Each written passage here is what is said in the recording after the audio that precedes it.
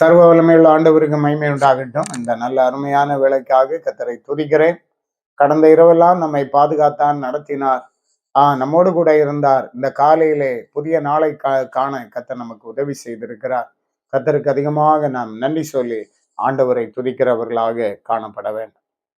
நம்முடைய சிந்தனைக்காக மத்தேயு எழுதின சுவிசேஷம் 9வது அதிகாரம் 17வது வசனம். புது திராட்சை ரசத்தை பழந்துருத்திகளில் வார்த்து வைக்கிறதும் இல்லை. வார்த்து வைத்தால் துருத்திகள் கிழிந்து போம், ரசமும் சிந்திப்போம், துருத்திகளும் கெட்டுப்போம். புது ரசத்தை புது துருத்திகளில் வார்த்து வைப்பார்கள், அப்பொழுது ரெண்டும் பத்திரப்பட்டிருக்கும். இங்கே ரசம் என்று சொல்லுகிறது திராட்சை ரசத்தை குறிக்கிறது. ஒவ்வொரு ஆண்டும் புதிய புதிய திராட்சை ரசம் வர வர அதை புது துருத்திகள்ல வைப்பார்கள். அவர்கள் பழம் துருத்திகள்ல வைக்க மாட்டார். வைத்தால் துருத்தியும் கிழிந்து போவோம், ரசமும் சிந்திப்போம் என்று பார்க்க. ஆகவே அந்த நஷ்டம் வேண்டாம் என்று சொல்லி புது துருத்தியிலே புது திராட்சை ரசத்தை வைப்பார்கள். இதுபோல நாமும் கூட கர்த்தருடைய வார்த்தைகளை கேட்கிறோம். கேட்கும்போது புது துருத்தியாகிய நம்முடைய இருதயத்தில் அந்த வார்த்தைகளை வைக்க வேண்டும். நம்முடைய இருதயம் புது திருப்தியா இருக்க வேண்டும். பழைய சிந்தனைகள், பழைய புரிந்து கொள்ளுதல், முன்னால உள்ள மைண்ட் செட், இதெல்லாம் நம்மிடத்துல இருக்கக்கூடாது. நம்முடைய இருதயம் ஒரு புதுமையாய் இருக்க வேண்டும். புது துருத்தியிலே புதிய திராட்சை ரசத்தை வைக்கும் போது ரெண்டும் பத்திரப்பட்டிருக்கும். இன்றைக்கு நாம் கேட்கிற புதிய உபதேசத்தை புதிய இருதயத்தில் வைக்கும் போது அது ரெண்டுமே பத்திரமா இருக்கும், பலன் கொடுக்கும் என்று நாம் பார்க்கிறோம். இந்த காலை வேளையிலும் கூட ஆண்டவருக்கென்று பலன் கொடுப்பதற்கு கர்த்தர் நமக்கு உதவி செய்வாராக.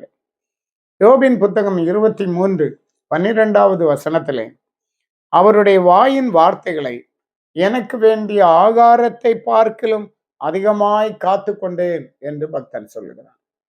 ஆண்டவருடைய வாயின் வார்த்தைகள், இந்த வேத வசனத்தை எனக்கு வேண்டிய ஆகாரத்தை பார்க்கிலும் அதிகமாய் நான் காத்து கொண்டேன். நம்முடைய ஆகாரம் பத்திரப்பட்டிருக்க வேண்டும் என்று எவ்வளவாய் நாம் என்ன செய்கிறோம்? காத்து கொள்ளுகிறோம். அதை பார்க்கிலும் அதிகமாய் நான் ஆண்டவருடைய வார்த்தைகளை என் இருதயத்திலே காத்து கொண்டேன் என்று பக்தன் சொல்லுகிறான். அன்பான தேவ பிள்ளைகளை, ஆண்டவருடைய ஒவ்வொரு வார்த்தைகளும் நமக்கு ஆவியாயும் ஜீவனாயும் இருக்கிறது. அதை நம்முடைய இருதயத்தில புது துருத்தியாகிய நம்முடைய இருதயத்தில நாம் காத்து கொள்ளுகிறவர்களாக இருக்க வேண்டும்.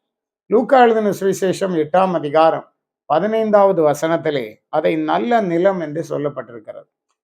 நல்ல நிலத்தில் விதைக்கப்பட்டவர்கள் வசனத்தை கேட்டு அதை உண்மையும் நன்மையுமான இருதயத்திலே காத்து பொறுமையுடனே பலன் கொடுக்கிறவர்களாய் இருக்கிறார்கள். நல்ல நிலத்திலே விழுந்த விதைகள் பலன் கொடுக்கிறது. நாமும் கூட பலன் கொடுக்கும்படி கர்த்தருடைய வார்த்தைகளை காத்து ஆண்டவரை சேவித்து ஆண்டவருக்கு உண்மையாய் காணப்படுவோம். ஆண்டவர் இந்த வார்த்தைகளால் உங்களை ஆசீர்வதிப்பாராக. ஆமென். ஜெபிப்போம். அன்பான எங்கள் நல்ல ஆண்டவரே, நாங்கள் துதிக்கிறோம். இந்த அருமையான நேரத்துக்காக திரும்பவும் கர்த்தருக்கு நன்றி சொல்லுகிறோம். கடந்த நாட்கள் எல்லாம் தம்முடைய பிள்ளைகளை பாதுகாத்தீர், நடத்தினீர். இந்த நாட்களிலும் புது பலன் தந்து வழி நடத்தும்படியா ஜெபிக்கிறோம். அவர்களுடைய வாஞ்சைகளை திருப்தியாக்கும், தேவைகளை சந்தி. இந்த நாள்ல ஒரு பெரிய தேவ மகிமை காணட்டும் ஆண்டவரை. கர்த்தர் பலப்படுத்தும். இயேசுவின் மூலம் கேட்கிறோம் பிதாவே. ஆமென். ஆமென். God bless you.